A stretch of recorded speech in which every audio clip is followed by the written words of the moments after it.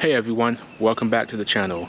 So this is an update video to show you how my front yard looks.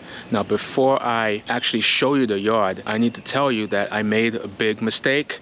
Full disclosure, I'm going to show you the mistake I made, but before I even do that, I need to start from the beginning. It all started in the fall when I decided to scalp my Bermuda grass and overseed it with annual ryegrass. The overseeding process was pretty much straightforward. As I mentioned before, I scalped it down, apply the seed, and then you make sure the seed stays moist until germination. It came out looking good, and I had the greenest lawn on the block.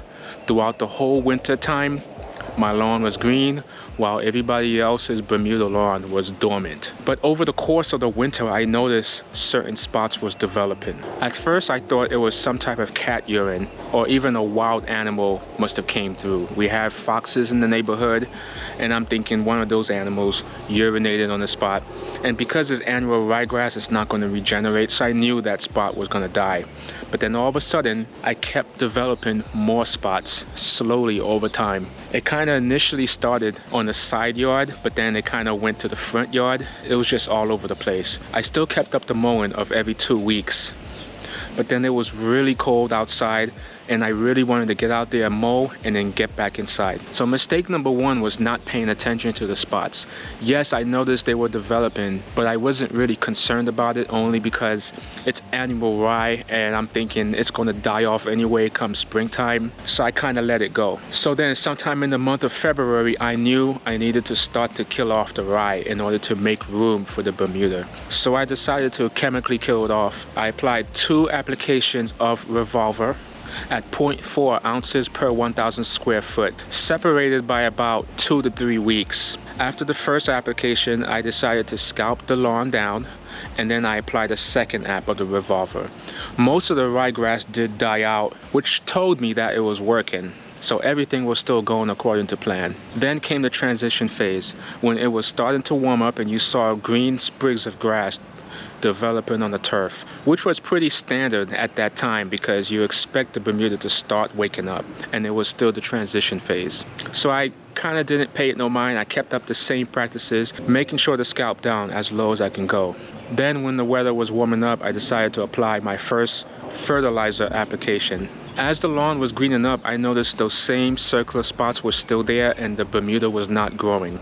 So in the back of my mind, I'm thinking that ryegrass just folded over and died, and it kind of blocked the soil, which prevented the Bermuda from growing. So my first instinct was thinking maybe I have a thatch issue. So I went ahead and purchased a Sunjoe dethatcher, and I dethatched my whole lawn. I think this was the mistake here. I didn't have to dethatch the whole lawn, but I did anyway. I could have probably just used a manual dethatcher and just spot detach those areas where I was having issues. Dethatching is a process of moving a layer of debris between your grass blades and your soil. That debris usually consists of dead grass, and if allowed to get thick enough, it can block water, air, and nutrients from reaching down into the root zone. So after I detached the lawn, I went heavy with a fertilizer application. I used the PGF Complete in order to stimulate new growth on the Bermuda. So after about 2 weeks, after I applied my second fertilizer application, this is when it dawned on me. After doing some reading and thinking, I realized that I had spring dead spot. For those who don't know, spring dead spot is a common Bermuda disease which affects the root zone. The signs of spring dead spot usually appears as circular in appearance. It can start as little as 6 inches in diameter and reach as much as feet in diameter, just depending on how severe the disease is.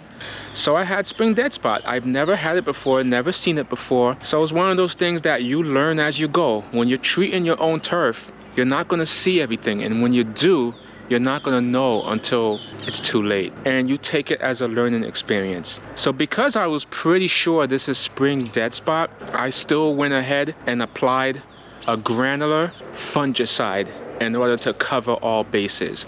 But the main thing with spring dead spot is to watch your fertilizer application, especially late in the season. But it's kind of twofold. I overseeded with annual ryegrass, so I had to apply a fertilizer because I was trying to grow new grass. So I'm pretty sure this is spring dead spot, but if you think it's something else, feel free to share it in the comments below.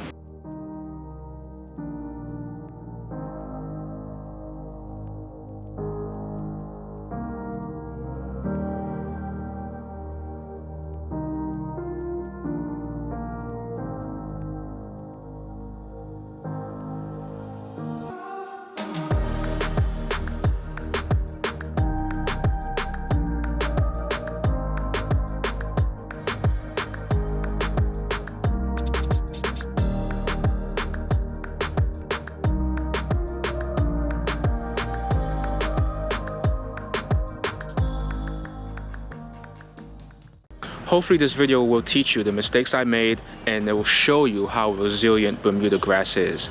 And if you're new to my channel, be sure to subscribe for more future content. Thank you so much for watching, and I'll talk to you later.